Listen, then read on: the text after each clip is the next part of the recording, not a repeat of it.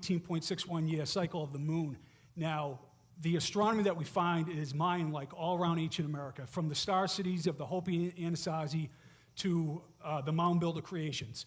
And the Athenian Meton in 432 BC was supposed to be the originator of the Metonic cycle. The mound builders might have beat them to the punch.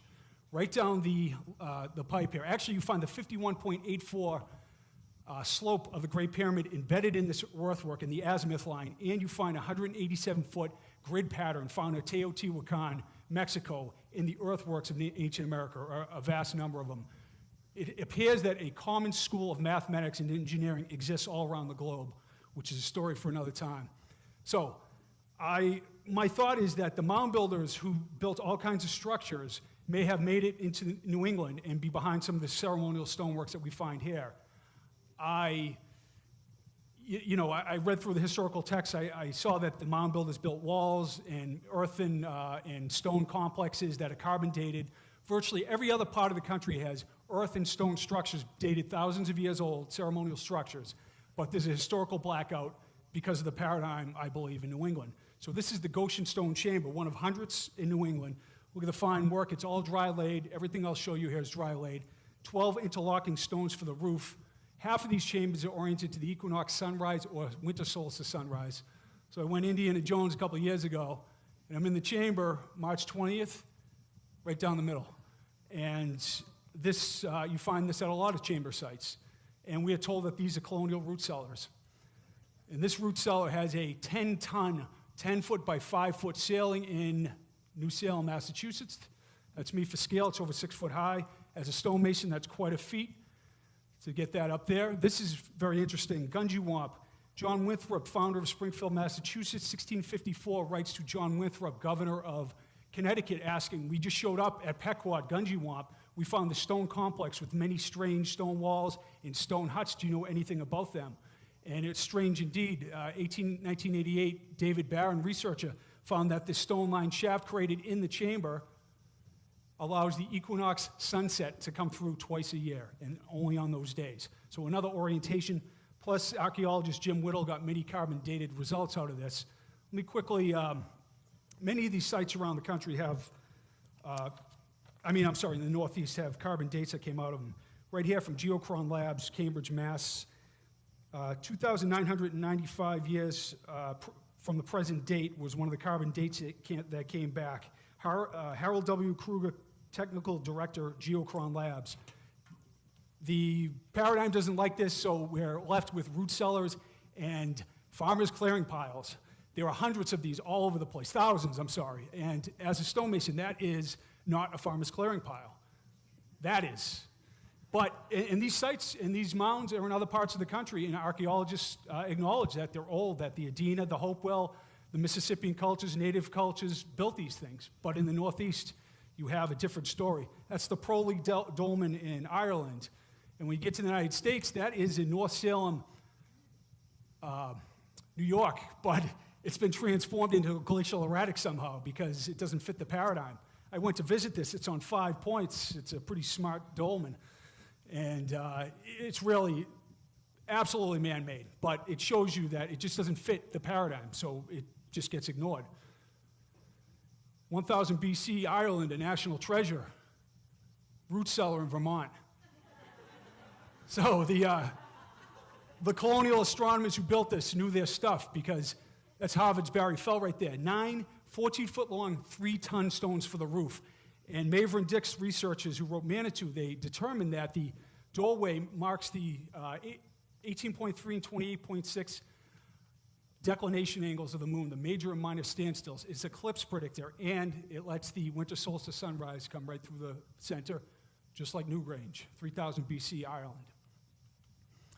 That's ancient English. I'm not saying that Europeans built these structures. What I'm saying is that they exist all around the globe, and you find the same ceremonial structures in New England, but somehow they're colonial remnants where we live. So, King's Chamber, New York, massive granite blocks. I visited, there's 150 of these chambers in Putnam County, New York. This is interesting. Somebody who read one of my ancient American articles sent me these pictures. He found this 25 years ago in the woods. He's a stonemason. He said it plagued his mind. and it's arched, it's all dry laid, beautiful construction. And as a mason, I would imagine I would have to build a false work to create this. It's just a mind-numbing amount of, work behind this, and it just doesn't make any sense.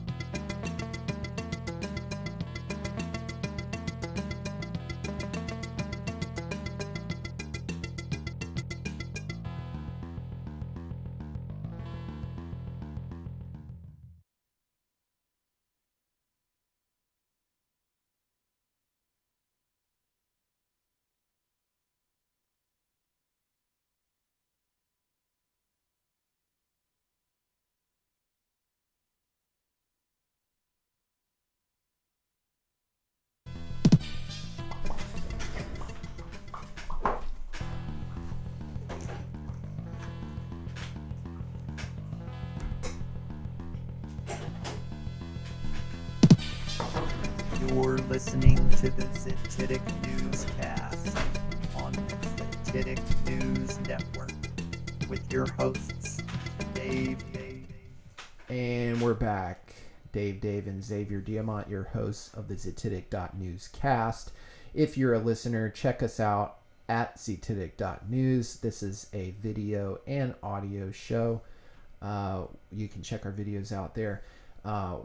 We just came off our break. Hopefully you enjoyed Jim Vieira and his band TEDx Stone Builders Talk. We'll post the link with this in the description of this podcast, and you can check out the rest of his stuff. It's your culture, after all, giants and giant monoliths and mounds and pyramids and all sorts of good stuff. But we were having an awesome conversation during the break about the meme that Xavier had wanted to find earlier. And you said some of your friends or peers had posted this as if it was like an intelligent, responsible response to why you should wear face masks. So you want to talk us through this one, Xavier? Okay, so the urine test, and it shows to stick people, and then there's an arrow with yellow residue on the other person's leg, and it says, if we all run around naked and someone pees on you, you get wet right away. Thumbs down. One thumb up. If you are wearing pants, some people get through, but not as much, so you are better protected. And this is the same person peeing on the same individual from before, but now that stick figure has pants on. And then that's only one thumbs up. 2 thumbs up is if the guy who pees also is wearing pants, the pee stays with him, and you do not get wet. 2 thumbs up. And the CDC also advises the use of simple cloth face coverings to slow the spread of the virus and help people who may have the virus and do not know it from transmitting it to others. Where did you first see this? Oh, it was on some Instagram story, and it was couched in the context of, the mask is a sign of your compassion for others. What is all this business about? If we all run around naked and someone pees on you, you get wet right away. Like, breathing is excrement. Your breath and, sharing the same airspace with your fellow man is piss poor. And they say, let me try and make it simple for you. Yeah. So, like I'm an idiot. Like I'm literally 3 years old. But 4. The explanation doesn't even make sense. It doesn't even make sense. None of us are trying to run around naked, so the whole premise from the get is absurd. Is absurd. But this is the level of dumbing down that has happened. And it's all couched in, notice, science. This is proven. This is settled. Okay, you can't question this. This is from on high. We think that